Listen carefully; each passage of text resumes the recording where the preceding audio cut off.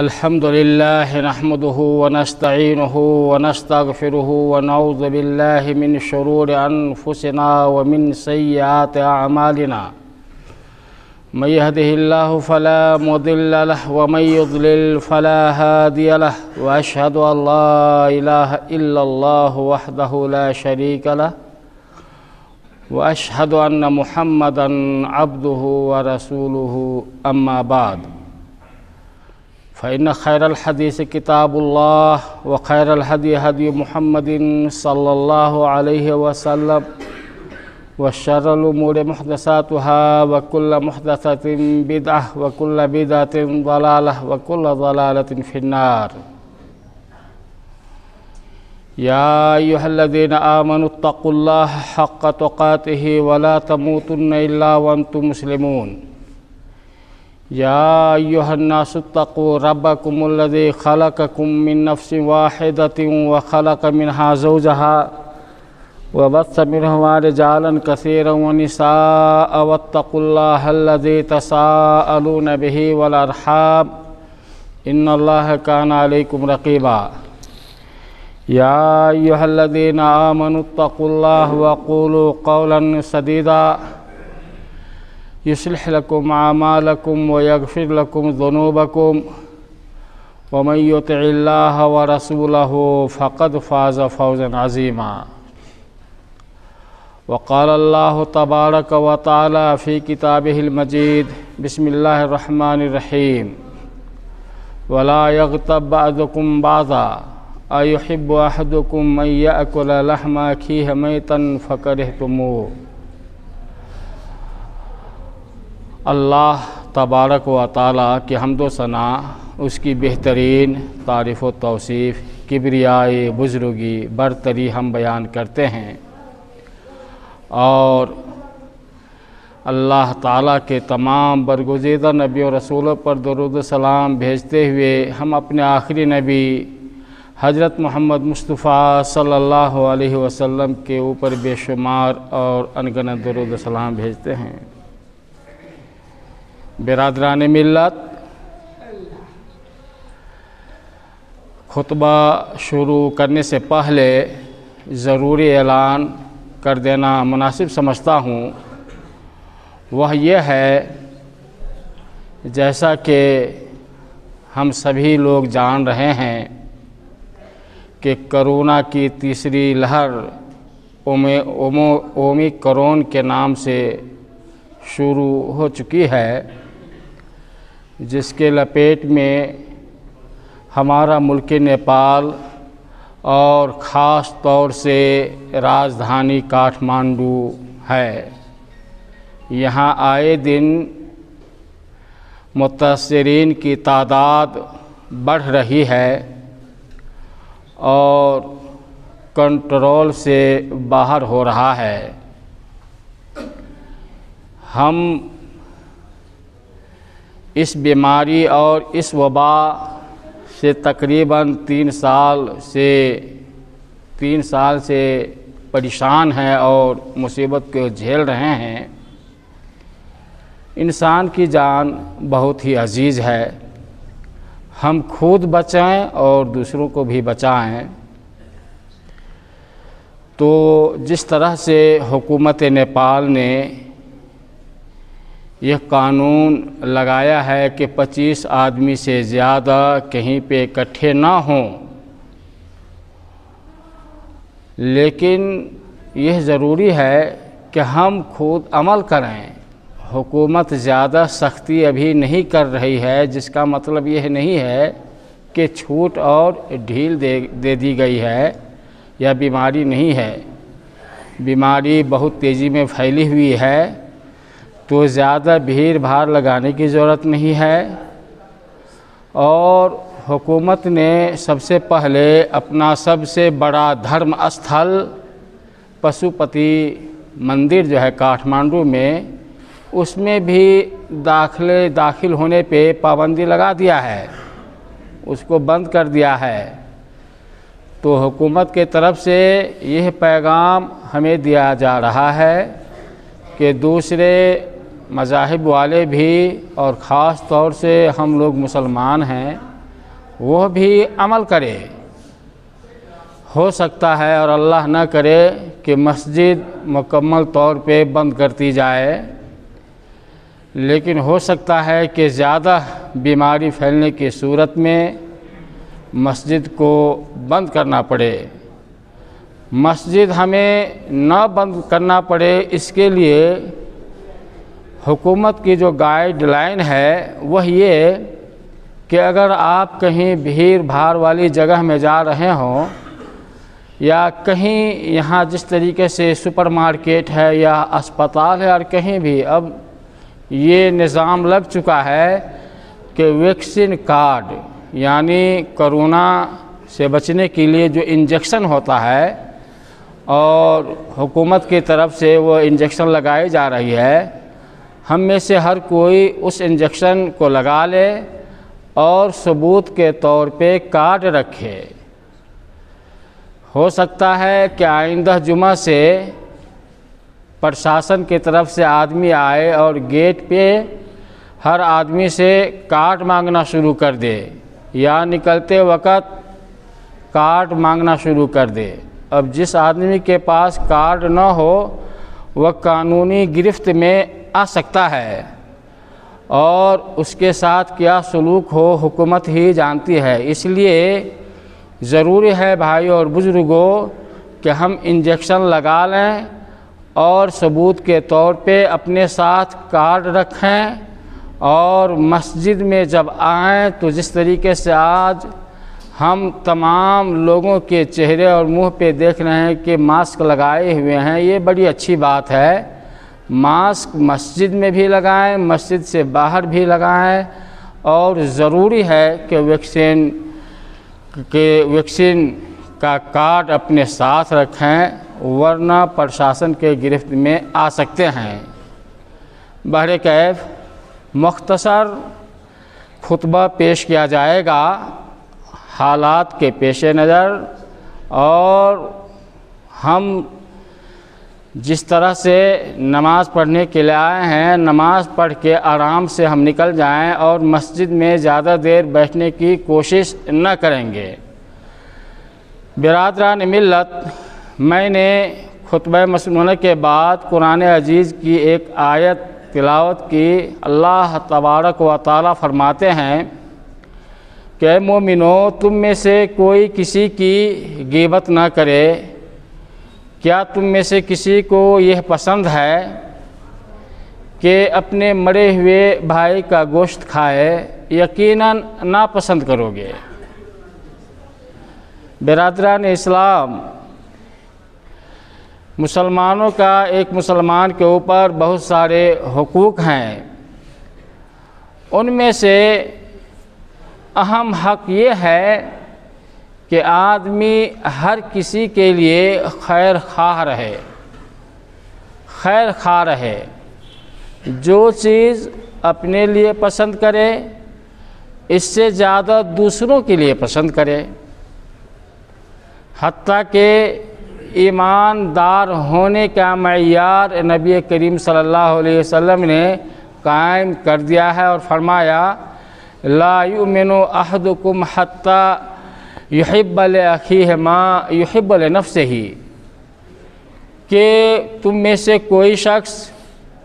مومن نہیں ہو سکتا جب تک کہ وہ اپنے بھائی کے لیے وہی چیز پسند نہ کرے جو اپنے لیے پسند کرتا ہے۔ جو چیز اپنے لیے پسند کرتا ہے وہ دوسروں کے لیے پسند ہو۔ تو بھائیوں اور بزرگوں، کھانے اور پینے اور مال و دولت ہی نہیں بلکہ معنوی چیز جو ہے عزت اور وقار، یہ بہت ہی اہم چیز ہے۔ ہر کوئی شخص عزت چاہتا ہے، تو یہ ضروری ہے کہ ہم دوسروں کی عزت کریں۔ ہر کوئی اپنے آپ کو محترم سمجھتا ہے، دوسروں کا بھی ہم احترام کریں۔ اللہ تعالیٰ نے انسان کو مکمل کامل نہیں بنا دیا ہے، ہر کسی کے اندر کوئی نہ کوئی عیب ضرور ہے۔ اگر جسمانی عیب ہے تو ظاہر ہے، لیکن باطنی عیوب سے کسی کو چھٹکارا نہیں ہے۔ پوشیدہ عیوب جو ہے وہ کوئی ان سے بچا ہوا نہیں ہے، کوئی بچا ہوا نہیں ہے۔ اگرچہ آدمی اپنے عیوب کے اوپر، اپنے عیبوں کے اوپر پردہ ڈالتا ہے یا چھپایا ہوا ہے یا نظر نہیں آ رہا ہے، وہ الگ بات ہے، بلکہ یہ بہت ہی بڑی آزمائش ہے کہ آدمی کے اندر سینکڑوں عیوب ہوں اور نظر نہ آئے۔ یہ بہت بڑی آزمائش اور ابتلا ہے۔ امام محمد بن کعب القرظی رحمہ اللہ بیان فرماتے ہیں کہ جب اللہ تعالیٰ اپنے کسی بندہ سے محبت کرنے لگتا ہے، اپنے کسی بندہ کو پسند کرتا ہے، تو سب سے پہلے اس کے دل سے دنیا کی محبت کو چھین لیتا ہے، دنیا کی محبت ختم کر دیتا ہے، اور دوسری چیز اسے دین کے اندر سمجھداری عطا فرماتا ہے، اور تیسری چیز اسے ان کے عیوب کے اوپر مطلع فرما دیتا ہے، یعنی جو عیب اس کے اندر ہے وہ عیب کو سمجھنے لگتا ہے کہ ہمارے اندر کیا عیب ہے۔ جب آدمی اپنے عیب کے بارے میں سمجھنے لگے تو سمجھیے اللہ تعالیٰ کی طرف سے یہ ہے اور اللہ تعالیٰ کا محبوب بندہ ہے۔ تو صورتحال یہ ہے ہماری کہ ہمارے اندر بہت سارے عیب ہیں، لیکن اپنے عیب کو ہم نہیں دیکھتے۔ ہمارے اندر بہت ساری خامیاں ہیں، لیکن ہم اپنی خامیوں کو نہیں دیکھتے اور دوسرے کے خامیوں کو دیکھتے ہیں۔ مثال کے طور پہ کسی کے آنکھ میں اگر کوئی چھوٹا سا تنکا ہے تو نظر آ جاتا ہے ہمیں، لیکن ہمارے آنکھ کے اندر بہت بڑا گھاؤ اور پھوڑا ہے تو نظر نہیں آ رہا ہے۔ یہ صورتحال ہے۔ دوسرے کے دامن پہ کیچڑ لگے وہ نظر آ جاتا ہے، لیکن ہمارا دامن پلید اور ناپاک ہے وہ نظر نہیں آ رہا ہے۔ تو ایسا نہیں ہونا چاہیے بھائیوں اور بزرگوں۔ جس طریقے سے ہم اپنے عیب کے اوپر پردہ پوشی کیے ہوئے ہیں اور ظاہر ہونا نہیں دینا چاہتے، اسی طریقے سے دوسرے کے اندر جو عیب ہے یہ ضروری ہے کہ ہم اس کے عیب کے اوپر پردہ پوشی کریں۔ اگر اس عیب کو ہم اجاگر کر رہے ہیں، دوسروں کے سامنے بیان کر رہے ہیں فلاں کے بارے میں، تو یہی غیبت ہے کہ پیٹھ پیچھے کسی کی برائی اور کسی کے عیب کو نکالنا اور عیب جوئی کرنا، اور یہ وہ گناہ ہے کہ بہت ہی بڑا گناہ ہے اور قبیح گناہ ہے۔ اللہ تعالیٰ نے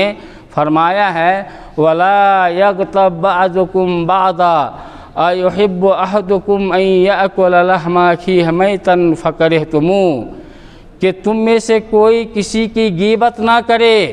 پیٹھ پیچھے برائی بیان نہ کرے۔ کیا تمہیں پسند ہے کہ تم اپنے مردہ بھائی کا گوشت کھاؤ گے؟ یقیناً پسند نہیں ہے۔ انسان زندہ انسان کا گوشت نہیں کھا سکتا، اور اللہ نے یہاں پہ مثال دیا ہے کہ جو آدمی غیبت کر رہا ہے گویا وہ اپنے مرے ہوئے بھائی کا گوشت کھا رہا ہے۔ بلکہ حدیث کے اندر ہے، حضرت ابو ہریرہ رضی اللہ تعالی عنہ اس حدیث کے راوی ہیں، اور امام بخاری رحمۃ اللہ علیہ نے اس حدیث کو اپنی مشہور کتاب الادب المفرد کے اندر نقل کیا ہے کہ نبی کریم صلی اللہ علیہ وسلم نے ارشاد فرمایا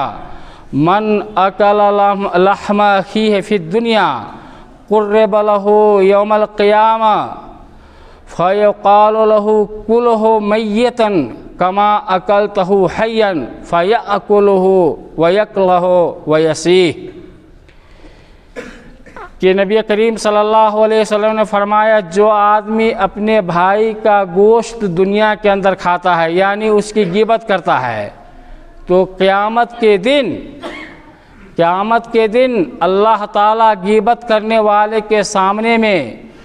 اس آدمی کو مرے ہوئے حالت میں پیش کرے گا اور کہے گا کہ کھاؤ اس کو، آج یہ مرے ہوئے حالت میں ہے اور اس کا گوشت کھاؤ جیسا کہ تم دنیا کے اندر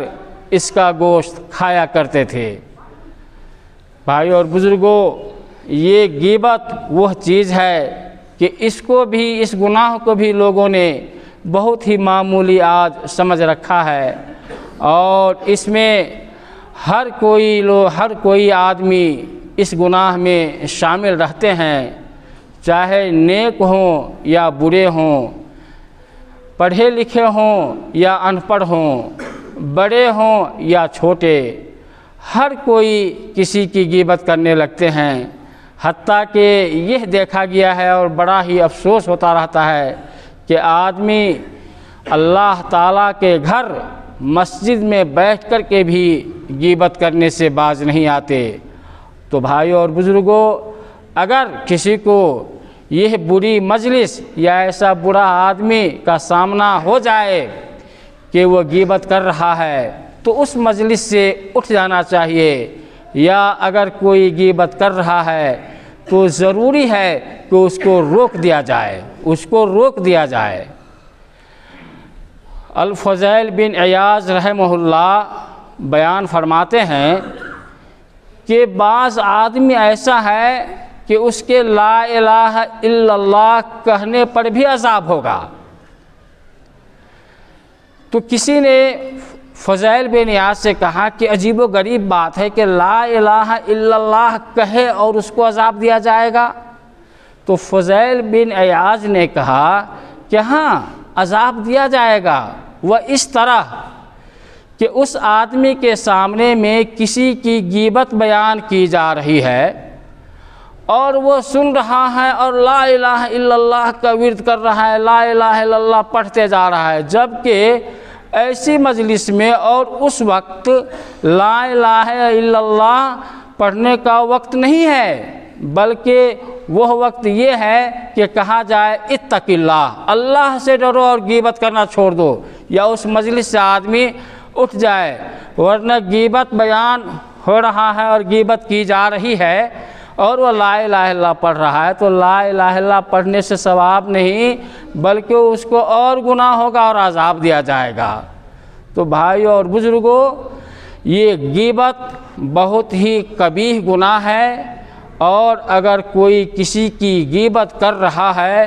تو ایک مسلمان کی حق تلفی کر رہا ہے، یہ حقوق العباد میں سے بھی ہے اور اس کی عزت سے کھیلا جا رہا ہے، جبکہ ضروری ہے ایک مسلمان کے اوپر دوسرے مسلمان کے لیے حق ہے کہ اگر اس کے غائبانہ میں اس کی عزت سے یعنی اس کی برائی بیان کی جا رہی ہے تو غائبانہ طور پہ اس کا وہ دفاع کرے اور بچایا جائے۔ اگر جو آدمی ایسا کر رہا ہے تو نبی کریم صلی اللہ علیہ وسلم نے ارشاد فرمایا ہے کہ اللہ تعالیٰ ایسے آدمی کو جہنم کے عذاب سے نجات دے گا، جیسا کہ نبی کریم صلی اللہ علیہ وسلم نے فرمایا ہے، اور اس حدیث کو امام ابو داؤد نے روایت کیا ہے، من ذب عن عرض اخیہ فی الغیبۃ کان حقا علی اللہ ان یعتقہ من النار، کہ جو شخص اپنے بھائی کا غائبانہ طور پہ اس کے پیٹھ پیچھے اس کی عزت کی طرف سے دفاع کرے اور اسے بچائے تو اس کا حق اللہ کے اوپر بنتا ہے کہ اسے جہنم سے نجات دے۔ میرے بھائی اور بزرگوں، اس لیے غیبت یہ وہ گناہ ہے کہ اس کے اندر ہر خاص و عام لوگ شامل ہیں، اور اس کبیرہ گناہ کو بھی لوگوں نے معمولی سمجھ رکھا ہے۔ نبی کریم صلی اللہ علیہ وسلم نے صحابہ کرام سے ایک دن پوچھا، اتدرون ما الغیبہ، کیا تم لوگ جانتے ہو کہ غیبت کیا ہے، غیبت کسے کہا جاتا ہے؟ تو صحابہ کرام نے کہا کہ اللہ اور اس کے رسول ہی بہتر جانتے ہیں۔ تو نبی کریم صلی اللہ علیہ وسلم نے اس کی وضاحت یوں کی کہ تم اپنے بھائی کا اس انداز میں ذکر کرو کہ اسے برا لگے، تو کسی نے سوال کیا اللہ کے رسول اگر جس کا ذکر کیا جا رہا ہے جس کا ذکر جو ہے کیا جا رہا ہے اگر وہ چیز اس کے اندر ہو تو نبی کریم صلی اللہ علیہ وسلم نے فرمایا یہی تو غیبت ہے کہ جو چیز اس کے اندر پائی جاتی ہے، جو عیب پایا جاتا ہے یا جو کمی پائی جاتی ہے اور اس کے غائبانہ میں تم اس کا ذکر کر رہے تو یہی غیبت ہے۔ اور اگر عیب اور خامی اور کوتاہی نہیں ہے، کمی نہیں ہے اور اگر وہ بیان کر رہے ہو اپنی طرف سے بنا کر کے تو یہ بہتان اور تہمت ہے۔ اور وہ آدمی جو غیبت کرتے ہوئے انتقال کر جائے اس کا بہت ہی برا انجام ہے۔ ایک روایت بیان کی جاتی ہے کہ حضرت موسیٰ علیہ السلام کے اوپر یہ وحی کی گئی کہ جو آدمی غیبت کرنے کے بعد غیبت کیا اور توبہ کر لیا غیبت سے اور مر گیا تو وہ سب سے آخر میں جنت میں داخل ہوگا۔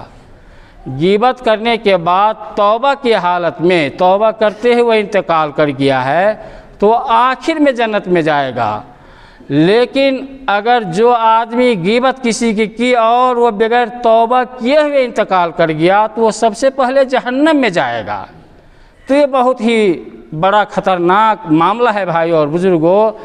اس لیے کسی کی برائی اس کے پیٹھ پیچھے نہ کی جائے، اور اگر ہو رہی ہے یا کوئی کر رہا ہے تو ہمارے اوپر حق بنتا ہے کہ اس آدمی کو روکیں، یا اگر روکنے کی طاقت نہیں ہے تو ایسی مجلس سے اٹھ جائے۔ اللہ تعالیٰ سے دعا ہے کہ اللہ تعالیٰ ہمارے گناہوں کو معاف فرمائے اور ہمارے اندر جو گناہ اور خطا رائج ہو چکا ہے اور لوگ ایسے گناہوں کے کرنے میں بالکل کوئی آر اور کوئی جھجک نہیں محسوس کرتے، اللہ تعالی ہمیں تو گناہوں کو گناہ سمجھنے کی توفیق عطا فرما اور تمام گناہوں سے بچا، ہماری نیکیوں کو قبول فرما۔ وصلی اللہ وسلم علی نبینا محمد وعلی آلہ وصحبہ اجمعین۔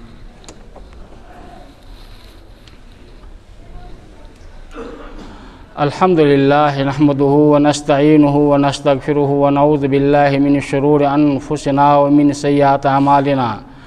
من يهده الله فلا مضل له ومن يضلل فلا هادي له، واشهد ان لا اله الا الله وحده لا شريك له، واشهد ان محمدا عبده ورسوله، اما بعد،